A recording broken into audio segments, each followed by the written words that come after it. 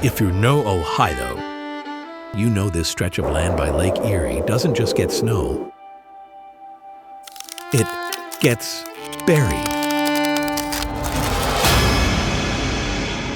They call it lake effect, but what it really means is chaos on repeat. Storms come fast here. Sudden whiteouts, 2 feet overnight. Entire cities locked in by morning. There is about to be an immense amount of snowfall in the Great Lakes region. These areas are used to lake effects, snowfall, but this is a ton even for them. For decades, crews in this region have fought back the weather just to keep roads open, deliveries moving, and families safe. This isn't just another snow zone. This is Cleveland country. And when the radar lights up around here, it usually means one thing: brace yourself. This is more than snow removal. This is a crew chasing their season. Welcome to Storm Chasin.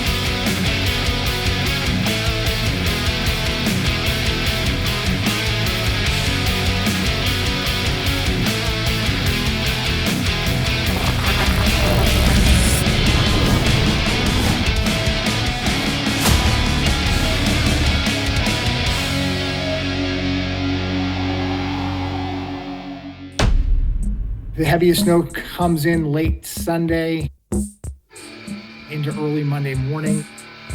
Snowfall rates that could at times eclipse 1 inch per hour. For most people, a snowstorm is just an inconvenience. But for the crew at UD Maintenance, it's everything. A snowstorm means work. It means income. It means feeding their families.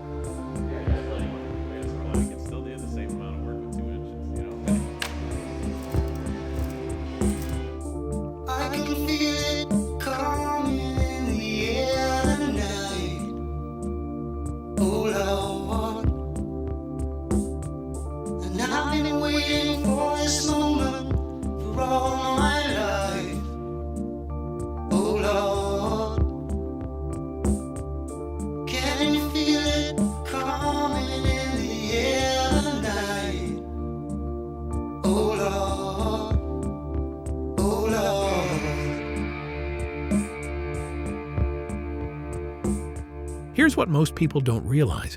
Snow removal doesn't start when snow hits the ground. It starts with this, a radar screen and a 50-50 chance. At True Weather, we began looking for patterns and consistency, trends, months and weeks ahead of time, and continue to refine that as we get closer and closer. So what we're looking for, specifics in patterns with pressure systems and anomalies with temperatures and precipitation. So with storm chasing, we're making these calls very early, well before any of these higher resolution models really come into play. Even though we make the call, we have the forecast, and we send the crews to those areas, we continue to see things evolve with the models as we get closer and closer to the event. So sometimes that die is cast. We've sent the crews out there and there's not a whole lot we can do to bring them back or change the situation. Especially when you're talking about a phenomenon like lake effect snow, where short distances you could see a wide range in snowfall amounts. So one location maybe gets very little or nothing, and an area just a few miles away getting several feet of snow. This precision can be very, very critical when you're talking about our forecasts and where we send our crews with storm chasing. And that's really what we saw take place around Cleveland with UD Maintenance in late November. it became very obvious that we just weren't seeing those wind directions and the setup that we needed for areas south and southwest of Cleveland, like Avon and Westlake, where UD maintenance services, that it just wasn't going to materialize for them. So these are all the threats that they have listed at the moment. The earliest one here starting tomorrow at 8 a.m. We don't have anything in the range for today. But that Westlake region is now into that 2 to 4 range. Good. Avon, 1 3/4 to 3 inch. So judging by that, I think we'll stick to our plan of a pre-treat in the morning and plan on our first pushes being tomorrow night into Monday morning, which is going to end up getting right into rush hour traffic Monday morning. So Monday and Sunday night into Mondays are always the best. yeah, absolutely. First one of the year. Right. Basically, everything you see on the map right there is that Ford plant. There's another like 6 million square feet there on top of what you see in here. From up here, it looks like a city. Miles of concrete, hundreds of docks, trucks like veins carrying freight to every corner of the country. And if snow locks it down, the ripple effect travels far. This site matters because when the storm hits, this is ground zero. The entire site itself is about 400 acres, and right now I think we're pushing about 3 million square feet here. Once this expansion gets added in, you could see the amount of square footage that's going to add over there with the amount of dock space. That'll add another probably 2 million square feet between that and all the employee parking. So this is by far our largest site, without a doubt. Every U-Haul truck basically in the United States comes out of this plant. This is another common hotspot right here, this tank farm. So obviously that all is recessed for in case there's any spills. Their pump system in there like never works. So you can see right now it's a sheet of ice. I'm surprised no one's called that in yet this morning. Even before the storm, existing site hazards demand attention. A small problem now, a major liability later. So because of this being a water break, this is something that we can bill extra for, so we're just documenting it. So when we send in the invoice, we have the documentation to support what we're billing for. We're gonna go ahead and solve it now. But out here, even the most familiar parts of the job can turn fast. Dead. Dead. I don't think I do. I wasn't planning on starting anything. I got nothing with me. Yeah, so we got a dead battery, and we definitely did not come prepared here to do any work. So we've got no jumper cables, nothing with us. See what Steve's jump pack has in it. See if we can get it started.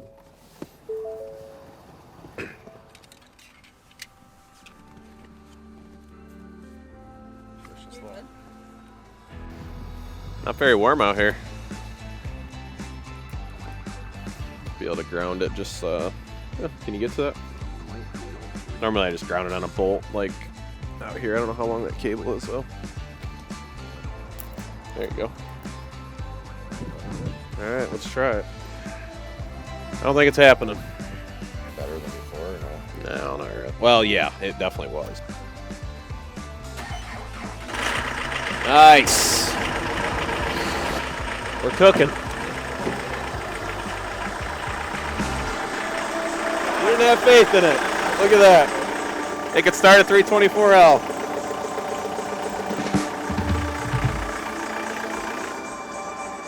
We're gonna let this warm up and we'll do some salting.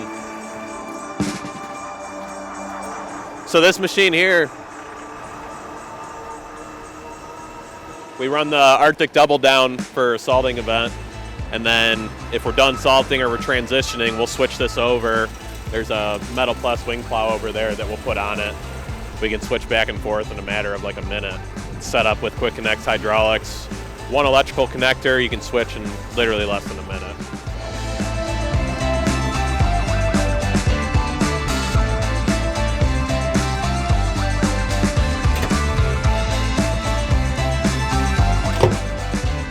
All right. Yeah. Now it's back to the shop, not to rest, but to to check the one thing no one here can control.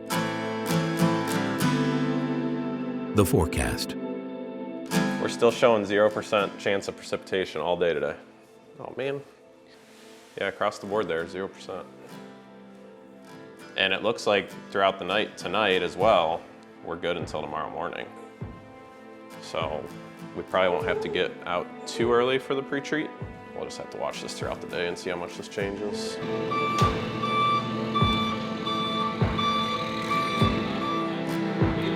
And then just like that, the storm disappears. What we were watching 5-10 minutes ago, it looked like something was picking up out towards like the Put-in-Bay area and coming inland. And now it appears that that has just completely vanished and there's nothing else behind it. So I think we'll be clear the rest of the day as the forecast shows, but don't see anything else coming with it. Just crazy how quick it's gone. Like, where did it go? And that's probably all the snow you guys were seeing coming in here. Got my stupid free Fox weather app. Mm-hmm. That has been pretty spot on. Mm-hmm. Because they did have snow today. They had a 70% chance of snow showers in the morning, becoming partly cloudy later in the afternoon. Yeah, it goes back out over the lake. Sunday, he's got nothing for Sunday now. Too often in weather, I see meteorologists sticking to a forecast even when it's gone awry. And that's, in my opinion, a worst case situation because your clients need to have that information and need to be updated so they can make the most informed decision as quickly as possible. If you're going to stick to that wrong forecast as the event is unfolding and you get new information that's different from your original forecast, you're doing a great disservice not only to your clients, but to the entire field of meteorology. We'll drive to it if we have to. We'll load up some loaders and we'll head out to like that, I don't know, Menor, Paynesville area. Somebody's got to need help. Find this place. Right. Somebody's got to need help. What's wrong, buddy? You getting tired?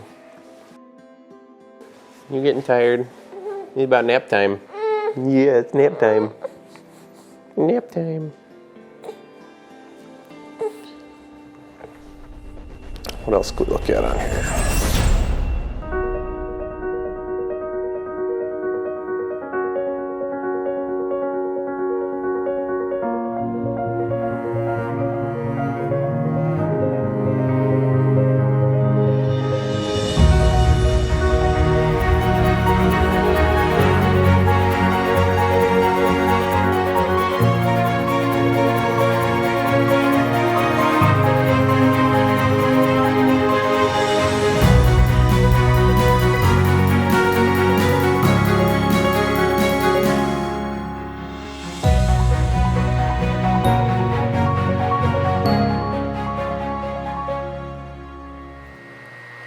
We went this morning and tried to start, fire this up outside there in the Brine shack.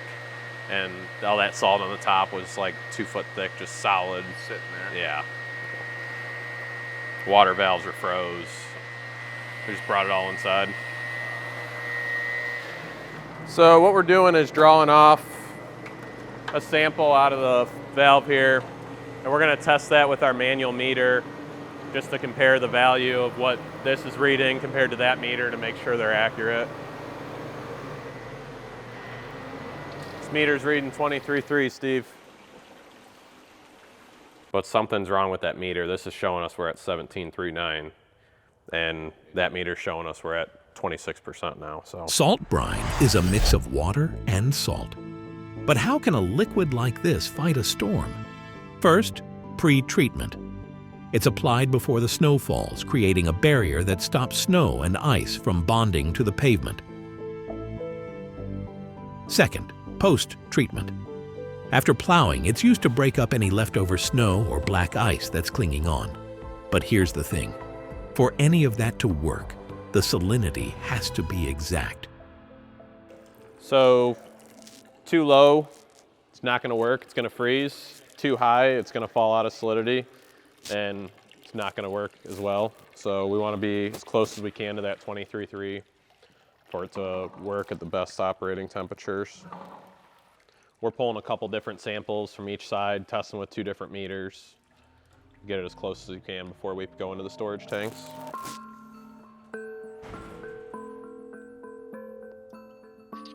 What's going on, buddy? Hey, how's it going? Not too bad. Good. You got a minute? What are you getting into today? Yeah. Our solidity meter on the app's showing 1739. We mixed for a little bit. I pulled a sample off that truck valve. We're at 23.3, so I just shut the electric off right away. Yep. And then I pulled 2 more samples since then, and now we're up to 26. Get it to like 15% or something like that, right? Or Okay. keep taking some samples periodically out of the truck fill valve. Okay. And then once you get to, you know, like 23.3%, with your samples, or even a little bit before, just pump the whole thing into your truck, and then you can take a sample out of the truck. Okay. Because that'll give you an average reading of the entire tank. Okay. You just gotta find where you're gonna end up being good. Right. Just for right now until you get that new meter on Monday. Okay.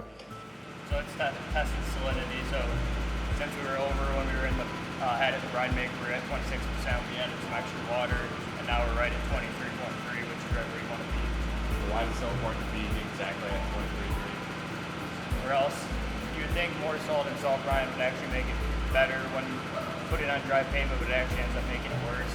And then if you're under 23.3, then the salt brine will actually freeze on the pavement, which is doing the exact opposite of what the goal is here.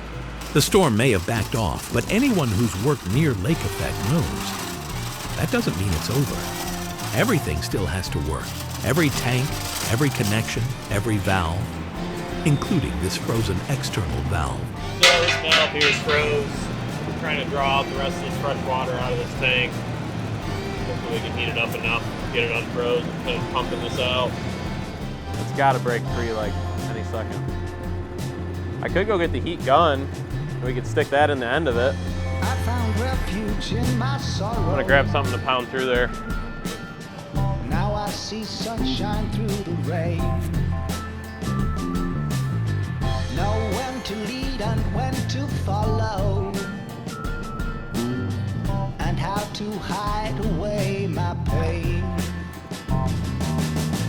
I play the game so well, learned how to speak and spell. I even got myself a degree. A wife, a house, a son. I used to be someone. Now After the valve was open, it was frozen solid. It beat it through.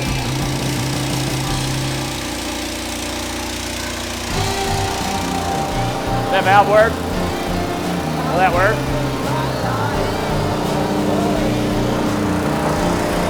What do you need for that? I mean, we're going to keep making it. There's a good chance we might end up just designating that area of the shop to be at Brine Bay at this point. Right? So now you got the solidity right, and what's next? So basically the batch that's in the truck is done and ready to be sprayed now. Since we're not fully set up in here with water tanks yet, we'll have to transfer, bring new water in to basically restart the process again. You can't control the sky. You can only be ready. And then something shifts. A slight change in wind. Not a promise, just a signal. Yeah, so it's just at the shoreline right now. Looks like it's going to be pretty short-lived though. Done and through by 7 p.m. But we're still going to stick to our plan. Head out to pre-treat here once we finish making that and see if it gets crazier, like that's going to produce anything, then maybe we'll switch our plan a little bit. We'll just have to make that call on the fly out there though. I mean, judging by the future radar, if it's not going to stick around that long, I don't think we're really going to see much out of it. We might get a quick coating over it, which if we're going to pre-treat, that's going to take care of it regardless. The only thing we might end up doing is spreading more salt inside the Ford plant, which we weren't planning to do before ahead of time. But we'll just have to see what it's like when we're out there. We're gonna dispatch the Avon Lake salt crew, the Sidewalk crew, for the upcoming storm today. We'll send out a message to all of them and then wait for their response. Alright, so we got Dylan and Logan responding. We should have 2 more coming on that route here. We'll keep an eye on that and make sure that they click in. If not, we'll repage them out. So The forecast shifts. It's not certain, but it's enough. Time to call them in. Time to chase. Fill out that list, which I can explain that too. And then Michael and Landon are meeting out there. Their truck's already out there. It's all loaded. So we'll meet all out there together. We'll go through everything as a group, and then we'll split you guys off on your routes from there. Okay. So probably be a few minutes before we get there, but if you guys want to head out there, and you could start that box truck for them when you get there. Keys are in the center console. So we'll meet you out there. All right. All right, thank you. Just don't forget to call in on the radio when you leave here. Give your clock in time, your name, truck number. Okay. For both of you.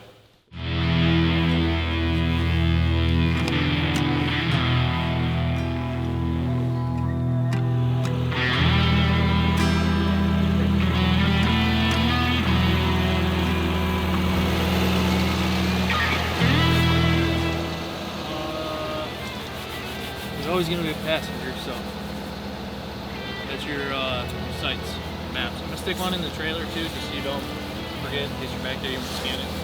Don't drive away yet.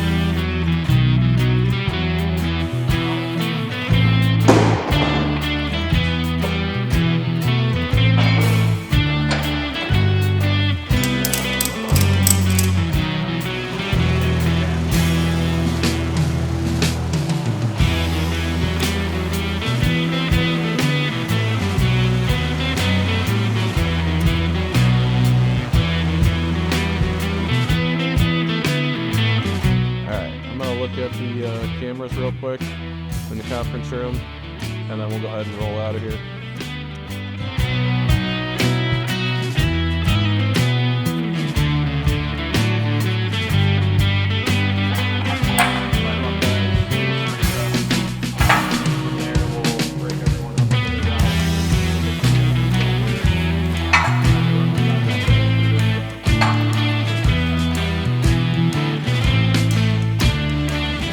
Once we get out there, if we need to change our plan at all from what we have right now.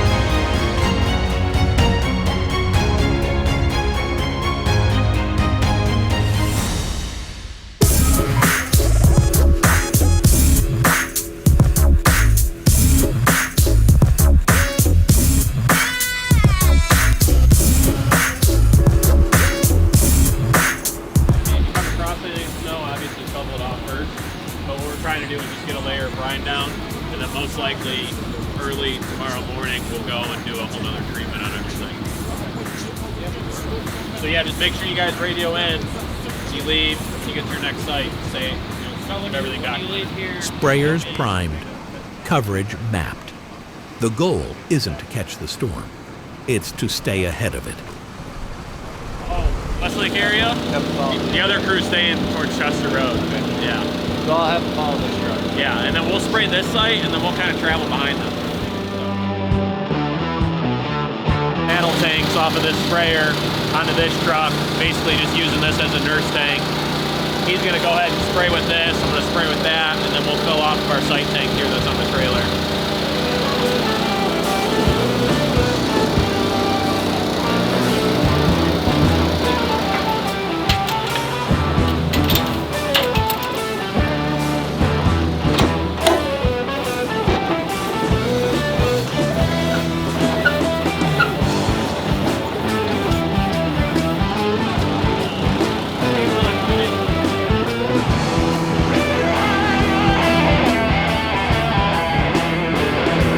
iPad stays in the truck with us. We run the whole spray system off of this. So what we're going to do right now is just connect Bluetooth from the sprayer to the iPad, and then we'll utilize this in the truck to control the sprayer as we're going.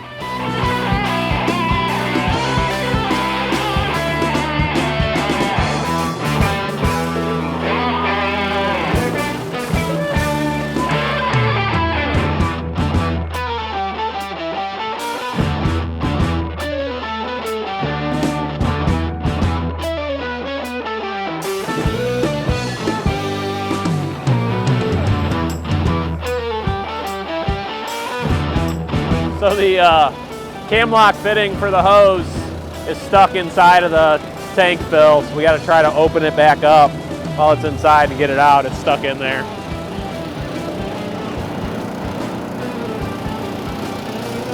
I'll give you a screwdriver too, I don't know if that'd be better. Or a piece of tie wire with a little hook on it. Good? He's gonna spin around, we'll fill the other side, and then we'll go ahead and start spraying. Hey Cody, that needs switched to the left side. Like, we might have to switch the hoses around, but that valve is for the left side. You got those pliers? Just pull this truck, well, hold on. I gotta get this off first. Hold on. How the hell did you do this?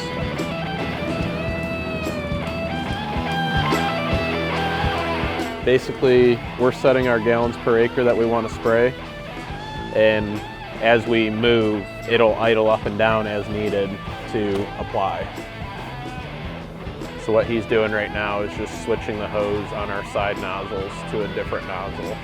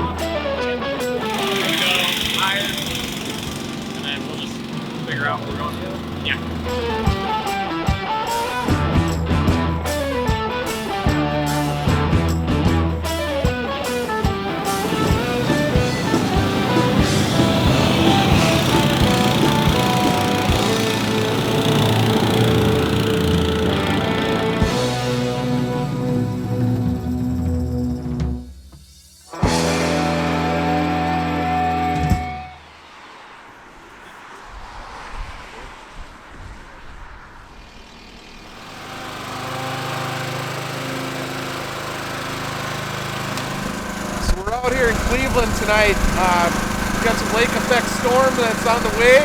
Just kind of seeing what you guys are up to tonight. What are you doing? We're just going around the parking lots, around like the walk space areas, and we're just putting some liquid de-icer down. Putting some brine down, a little pre-treat before the storm comes. Yes, and then nothing freezes over the walkway. Perfect. All right, we'll let you get at it.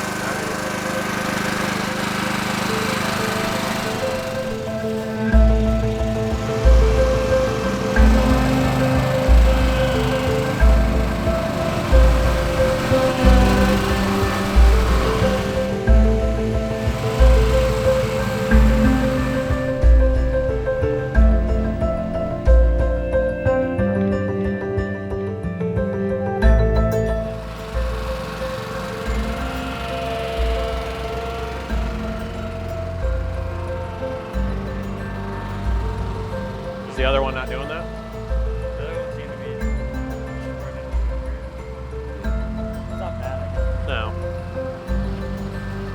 I'd say run with it. Yeah, I guess there's not nozzles underneath. No, I think they're just two, like right by the tires, I believe.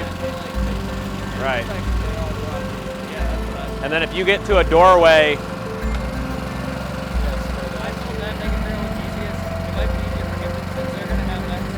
right.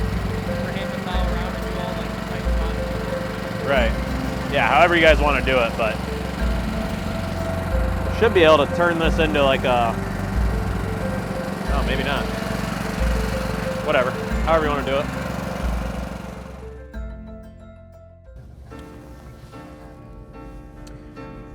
I mean, ultimately, no matter what we do to prepare, if the event doesn't come out of it, all that preparation is training for the next event. There's always going to be a next event. Might not be this year, might be next year, might not be this month, might not, whatever. There's always going to be another event. So not preparing or choosing not to prepare because the event might not hit, whatever, is just setting yourself up for failure. Regardless if we get this snow now or we get the snow next week, every time we're boots on the ground and running guys through their routes and,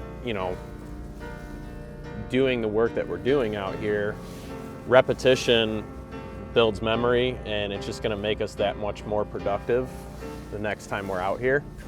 So as much as it might seem like a waste, it's not a waste at all. It's all well worth doing what we're doing, even if this event doesn't produce it. For instance, the Sidewalk guys, this is their first time out. They're going to go through their full routes tonight. Regardless, they're going to go ahead and pre-treat everything. And if we don't get snow, them hitting their full routes tonight, next time they go out, they're familiar with their routes. We're working the bugs out of the equipment. We're working the bugs out of them, knowing every little nook and cranny on the sites. They're looking at the sites right now with bare pavement, which helps. We don't have 2 inches of snow over everything where they can't see. So ultimately, it's just better preparing everyone for the next time around.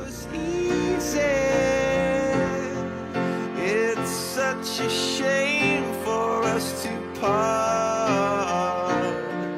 Nobody said it was easy.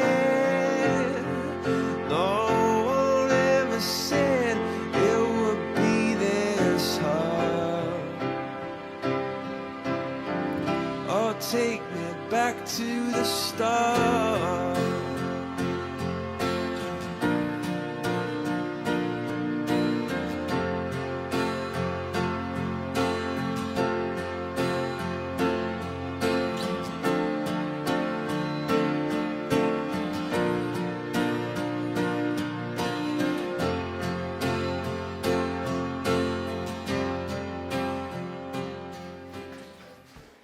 So Anthony, just to kind of familiarize you here, this is where we're at now. Okay. Our service area is basically right here. Okay.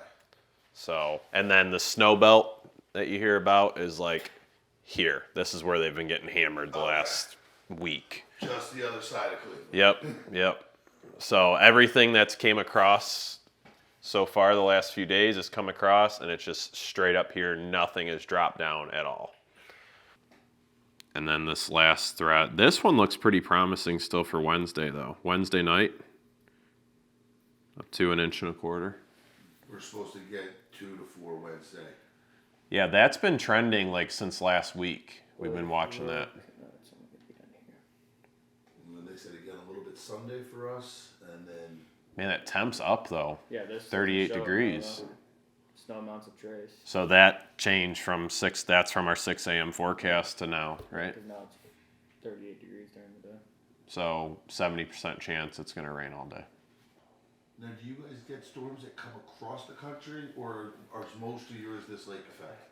I mean, it does, but it's, I don't want to say it's storm on rare. Wednesday, the clipper coming down. Yes, across. that one is. And I think that's why that one's been trending for so long, But Until the lake freezes. If the lake freezes, lake effect's the bulk of it. So realistically, by tomorrow morning, if we don't get anything, we're out of it. Until what? Saturday still looks good, don't it? 48 mile an hour winds. I don't know. So we were just looking at on that 6A update that came this morning. Yeah. You know, that showed something for Wednesday. That's been kind of trending. And now Wednesday's all rain. 38 degrees. So there is still a chance tonight between like 7 p.m. going in through the morning on the future radar here. There's that cell that just kind of continues to build, and then there's that little one right behind it as well. Yeah. The third one stays. It looks like that's going to go east though.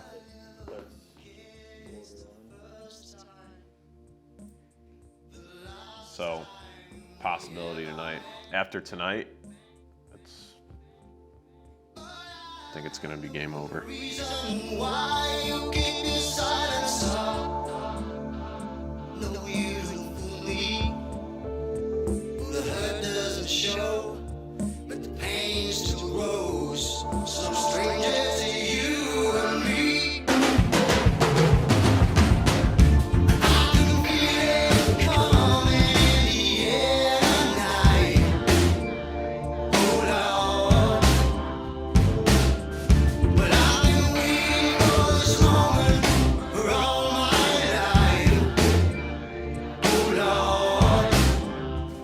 They don't wait for perfect timing. They chase. They prepare. They stand ready. Days, even weeks, before the rest of us know what's coming. Not for recognition, not for headlines, but because when the storm hits, someone has to be first in. This episode isn't just about one night. It's about the men and women across this country who make it possible for trucks to keep rolling, for hospitals to stay open, for life to move forward when the weather says otherwise. They are storm chasers. And next time you see one, thank them. Don't wait, because they don't.